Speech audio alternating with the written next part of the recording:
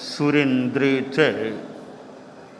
कौशिके पाद संस्पृशि निर्विशेष मनस्काय श्री वीरस्वामिने नमः। आरहत वाङ्मय में कहा गया है, खामे में सब जीवे सव्वे जीवा खमंतु में, मिट्टी में सब भूएषु वेरम मध्य न किरणय। यह एक ऐसा श्लोक है, खामे में सब जीवे वाला, जो दिन रात में अनेक बार स्मरणीय होता है, पठनीय होता है, मानसिक अथवा वाचिक रूप में उच्चारणीय होता है साधु साध्वी समुदाय के द्वारा। प्रतिक्रमण में,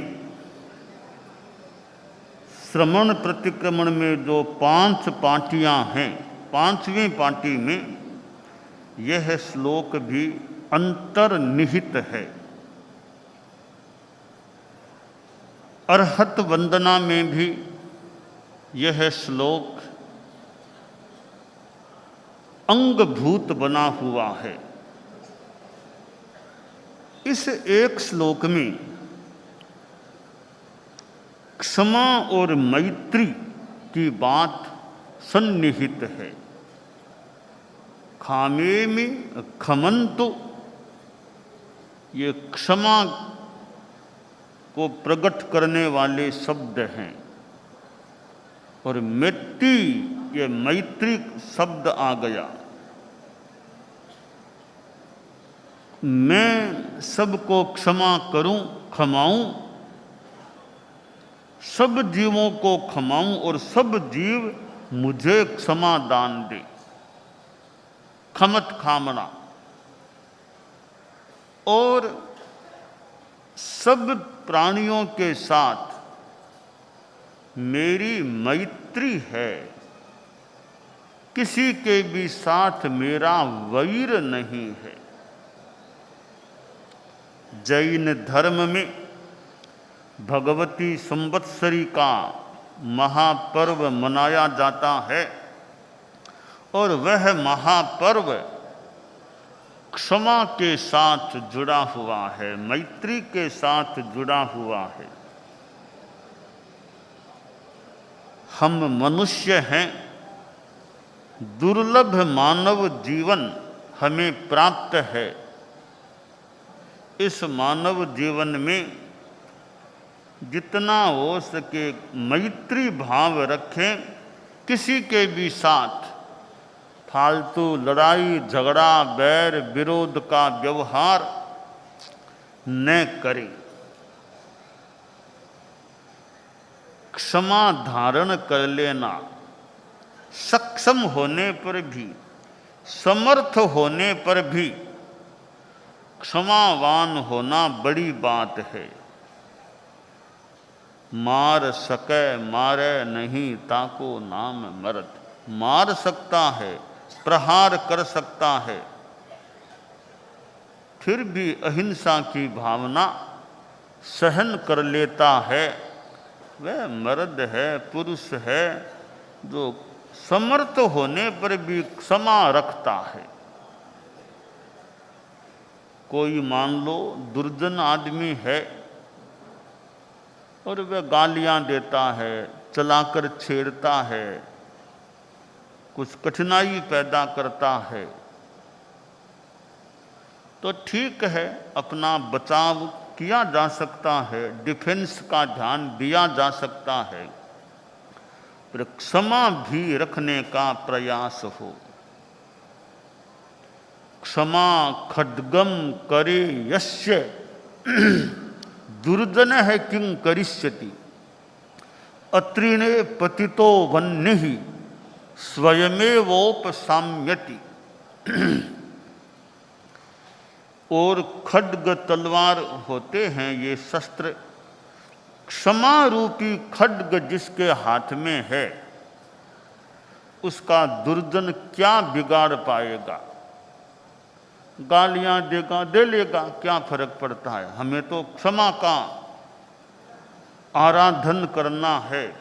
गालियां कोई दे तो दे, कोई खास बात नहीं, कोई निंदा करे तो कर दे, हम अपनी शांति में रहें। तो क्षमा खड्ग जिसके हाथ में है, कोई दुर्जन आदमी भी है, कितनी देर बोलेगा, आधा घंटा, घंटा, 2 घंटा, आखिर कब तक बोलता रहेगा, आखिर तो बोलना बंद करना ही पड़ेगा। हम वापिस यूँ बोलेंगे तो हो सकता है वो आग, उसके गुस्से की आग और प्रज्वलित हो जाए। श्लोक में बताया गया कि घास-फूस बिल्कुल नहीं है, सूखा मैदान है, मिट्टी है, वहाँ कोई अग्नि का अंश गिरा है, चिंगारी गिरी है, तो वह अपने आप शांत हो जाएगी, ज़्यादा देर जलती नहीं रह पाएगी। वो ही आग घास के ढेर पर पड़े तो कितनी भयंकर आग बन सकती है। तो इसी प्रकार इधर वाला आदमी शांत है, वापिस कुछ नहीं बोलता है, तो दुर्जन भी बोलते बोलते आखिर अब चुप होगा ही होगा, निस्संदेह चुप होगा, चुप तो होना ही पड़ेगा कभी। तो क्षमा धर्म है, उत्तम ये क्षमा, उत्तम ये धर्म है। बहुत 10 धर्म जो बताए गए हैं उनमें यह एक धर्म है क्षमा।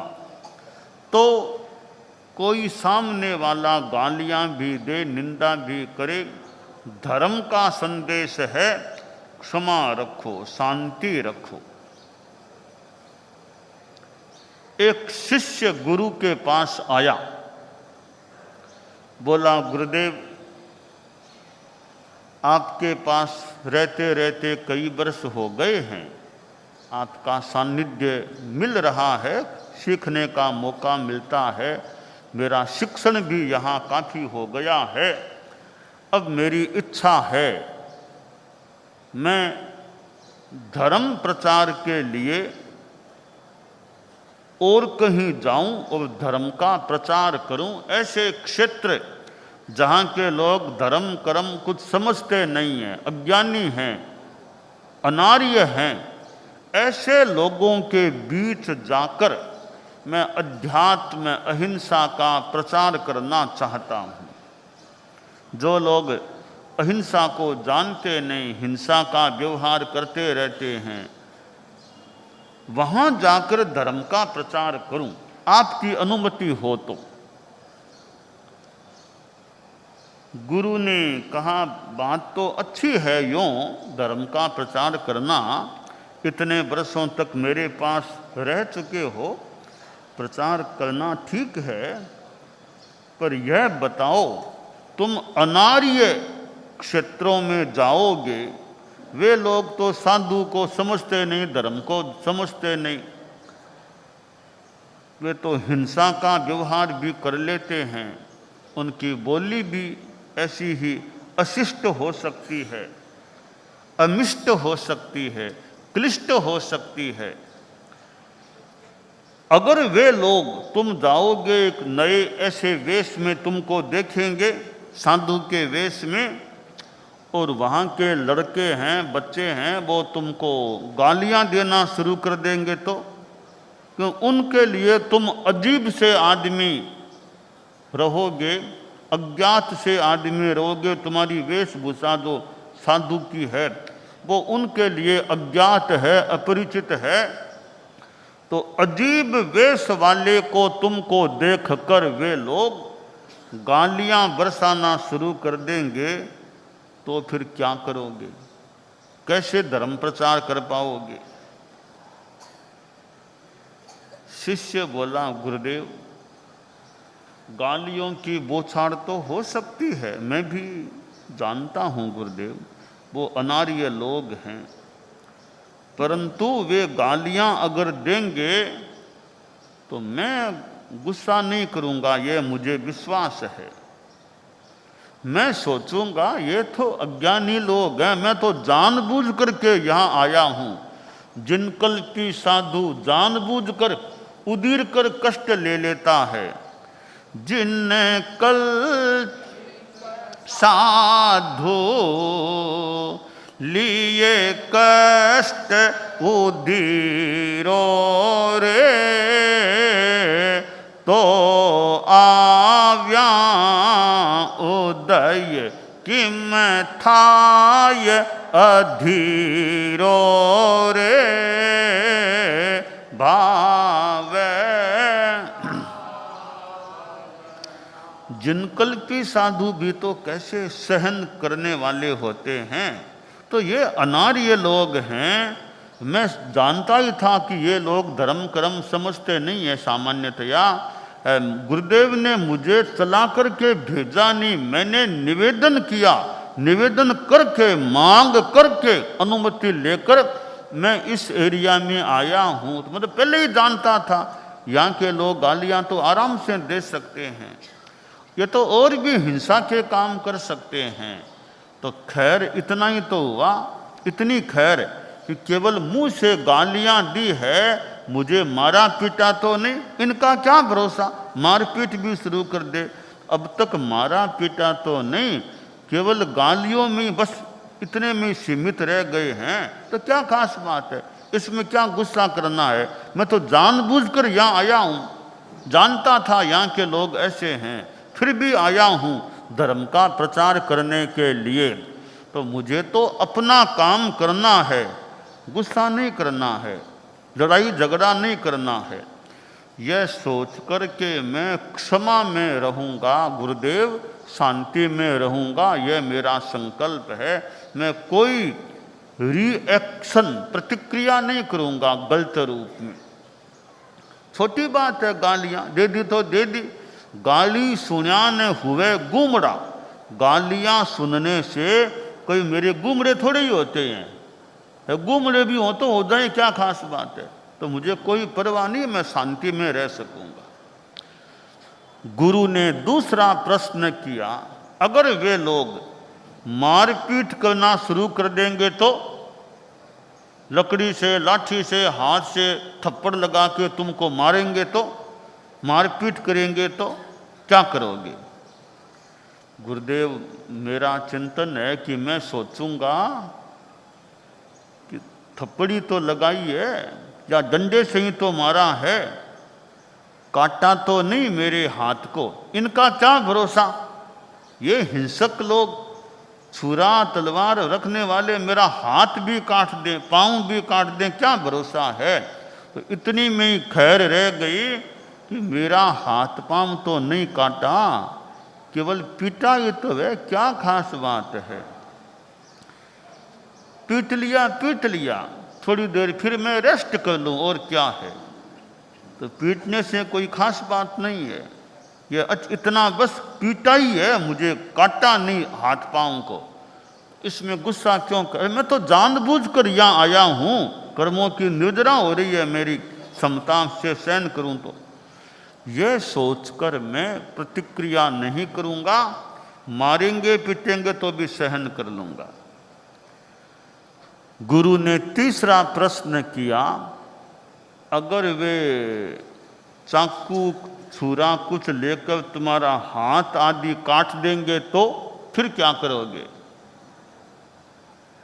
गुरुदेव हाथ कटना और क्या खास बात है, कई बार दुर्घटना में भी तो हाथ पांव किसी के कट सकते हैं। एक्सीडेंट हो जाए तो हाथ कट जाए तो कट जाए किसी का, वाहनों की भिड़ंत होती है किसी का हाथ कट जाए तो कट जाए, तो वहाँ भी तो हो सकता है। मैं तो जानता ही हूँ भी ये लोग ऐसे हैं, कोई हाथ भी काट देंगे, पाँव भी काट देंगे, कोई बात नहीं, जितना होगा उतना धर्म का काम करूँगा। हाथ काट देंगे, धर्म का प्रचार में मुझे मूल तो बोलना है ना, एक जगह बैठ के बोल लोगों को थोड़ा प्रेरणा देकर बोलता रहूँगा, बोलता भाषण देता रहूँगा, चल पाऊँगा उतना चल लूँगा। हाथ काटेंगे तो पैर तो मेरे ठीक ही है ना, इधर उधर जाऊँगा, धर्म का प्रचार करूँगा, भाषण दूंगा। मान लो पाँव भी काट दिया तो ठीक है, जैसे तैसे कोई लाठी आदि के सहारे चल पाऊंगा तो चल सकूंगा, क्या खास बात है। मैं गुस्सा नहीं करूंगा, शांति रखूंगा। गुरु ने चौथा प्रश्न किया कि मान लो कोई अज्ञानी आदमी तुमको, वो शिष्य बोला हाथ पांव ही काटेगा, मैं ये सोचूंगा मुझे जान से तो नहीं मारा ना, इतनी में ही कृपा है, यही कृपा मान लो कि जान से नहीं मारा, वरना क्या भरोसा गोली चला दे, जान से मार दे तो गुरु ने कहा कोई जान से मारने का प्रयास करेगा तो गोली हाथ में लेकर शूट करने को तैयार हो जाएगा तो गुरुदेव संभव होगा तो बचने का प्रयास करूंगा, थोड़ा समझाने का प्रयास कर सकूंगा भी कि ऐसा काम क्यों कर। फिर भी कोई गोली चलाने को तैयार ही हो गया तो मैं सोचूंगा कि मैं तो सफल हूं, धर्म प्रचार के लिए आया था, जितना कर सका तो उतना ठीक है, बाकी एक दिन तो शरीर पूरा होना ही है। ये मेरे शरीर को खत्म कर सकते हैं, मेरी आत्मा को नहीं मार सकते, आत्मा अमर है, तो गुस्सा क्यों करना है। मानो कि मैं तो शहीद हो रहा हूं धर्म के लिए, धर्म प्रचार के लिए शहीद कुर्बान हो रहा हूं। बहुत ये तो मेरे बहुत निर्जरा का मौका मिल गया मुझे सहज ही, तो शांति रखूं, क्षमा रखूं, महान कर्म निर्जरा हो सकेगी, यह सोचकर मैं वहां भी शांति रखूंगा। शहीद हो जाऊंगा, धर्म शहीद हो जाऊंगा, बोले गुस्सा नहीं करना है मुझे, वापिस प्रतिकार भी नहीं करना हिंसा के रूप में। गुरु ने कहा अगर इतना तुम्हारा मनोबल है, मनोभाव है, तो मैं इजाजत देता हूं, तुम जाओ अनार्य क्षेत्र में, अनार्य देश में और धर्म का प्रचार करो, अहिंसा, सद्भावना, अध्यात्म, आस्तिकवाद, पुनर्जन्मवाद, आत्मवाद, इन चीज़ों का विश्लेषण करो, प्रचार करो और लोगों को सम्यक दृष्टि बनाने का आयास करो। यह क्षमा की बात है। कोई मारने आ जाए तो भी क्षमा रखना, यह एक साधु की भूमिका की बात है। गृहस्थ जीवन में भी आदमी को जितना संभव हो सके क्षमा में रहना चाहिए, शांति में रहना चाहिए, ज़्यादा आवेश गुस्सा नहीं आना चाहिए, धैर्य रखना चाहिए कि तत्काल प्रतिक्रिया क्यों करें। मान लो कुछ लोग कुछ गड़बड़ी करते हैं, थोड़ा देखें, कुछ प्रतिकार करना होगा तो कर सकेंगे, तत्काल प्रतिक्रिया न करें, थोड़ी शांति रखें, जब लगे उचित है अब प्रतिकार करना तब प्रतिकार कर सकेंगे। बाकी जितनी संभव हो सके गृहस्थ जीवन में भी क्षमा रखनी चाहिए। परिवार में रहते हैं, मान लो एक भाई ने कुछ कह दिया, बोल दिया, तब दूसरे भाई हैं, ठीक है कुछ कह दिया तो कह दिया, अभी तत्काल हमें प्रतिक्रिया नहीं करनी चाहिए, फिर कहीं बात बढ़ सकेगी, बढ़ जाएगी, कहीं हो सकता है तो बाद में इससे बात करेंगे। एक दो दिन बाद शांति से बात करें, भैया तुमने जो बोला था ना क्या वो उचित था, वो भी कई भी हाँ उचित तो नहीं था, तो आगे से ध्यान रखना चाहिए, ऐसे नहीं बोलना चाहिए।